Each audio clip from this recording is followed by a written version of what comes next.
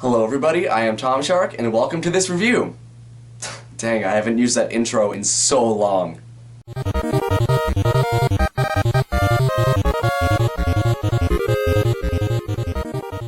Today we will be diving headfirst into Dark Souls 3.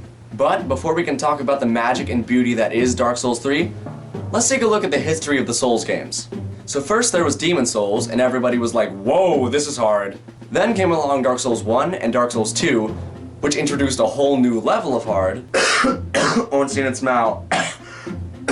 Then came along the gory and nightmarish Bloodborne. Nightmarish in a good way, though. And now here we are in present day, talking about Dark Souls 3. Now, why did I need to talk about the past Souls games? Because Dark Souls 3 shares the sole properties that made the previous games good. In the same way Bloodborne took its inspirations from Demon Souls, Dark Souls 3 has the majority of its game features taken and refined from all the way back to Dark Souls 1. For example, in Dark Souls 1 your character had a magic bar for spells and the like.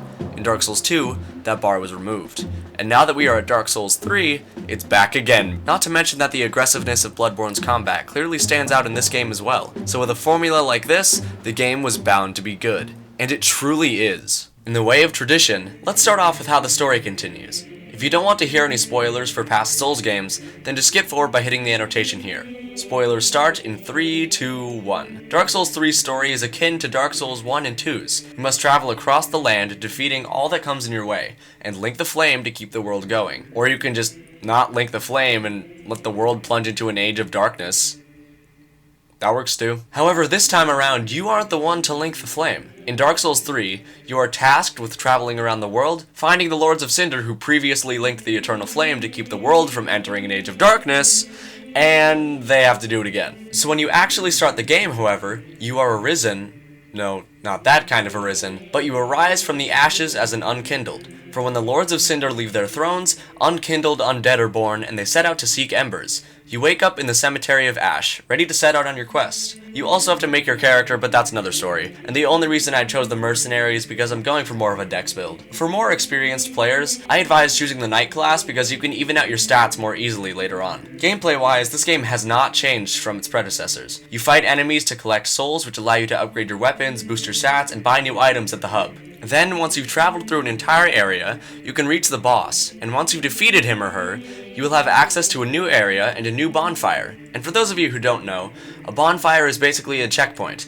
You can heal up there and refill your Estus flasks there too. Combat-wise, this game is the same as well. You can dodge roll, backstep, parry, and riposte. However, now you can pull a Bloodborne and you can charge up your weapon for a more powerful attack. Considering that I played barely any Dark Souls 2, and mostly Bloodborne in which you parry with guns, I am pretty bad at parrying. After traversing throughout this area whilst fighting enemies and collecting items, you reach the first boss of the game, Iudex Gundyr. He is very simple to fight, but as I said earlier, I'm not very good at this game. After 6 or 7 tries, I finally killed Iudex Gundyr and got the coiled sword, and another bonfire is up for grabs. Then, after opening up this huge door here and making your way to this corridor, you can put the coiled sword into the ground and unlock the game's hub. Here you can allocate your souls for skill points, you can upgrade and add buffs to weapons with Andre, yes, the Andre from Dark Souls 1, and you can talk to NPCs here and activate and continue side quests. Speaking of NPCs, Dark Souls 3 introduced a whole new cast of them along with some old favorites like Siegmund, Patches, and the aforementioned Andre.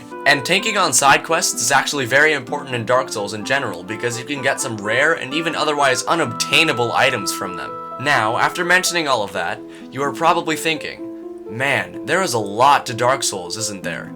And I would respond with, that's not even the surface. I have neglected to mention stat details, weapon scaling, the different covenants, the different armor and weapon sets, and the PvP aspects. And if I did end up talking about this stuff, we would be talking video lengths of 45 minutes or more if I went into full detail. Overall, I really love Dark Souls 3. Like I said earlier, I barely put any hours into Dark Souls 2, and I mostly played Bloodborne, so I haven't fully jumped into a Dark Souls game yet. But now that I have the most recent and possibly best installment yet, I am so excited to sink my teeth further into this glorious franchise. I recommend that anyone out there with a knack for the fantasy genre should go and pick up this game. I'll leave a link to the Steam page in the description. And with that, I have to go kill some baddies, complete some side quests, and kill some bosses. May the fairest luck be with you in the lands of Lothric. Hey everyone, thanks for watching. If you liked the video, then liking it lets people know that my videos are pretty quality. And if you really liked the video and you want to see more of my content in the future, then feel free to subscribe. And if you want to see my last video for a strange PC game called Pertinence, then hit the annotation to the left. And if you want to see my next video, assuming it's out by the time you see this video, then hit the annotation to the right. Thanks again for watching, and I will see you next video. And seriously, good luck in the lands of Lothric. Because Dark Souls is hard. Like, really hard. See ya!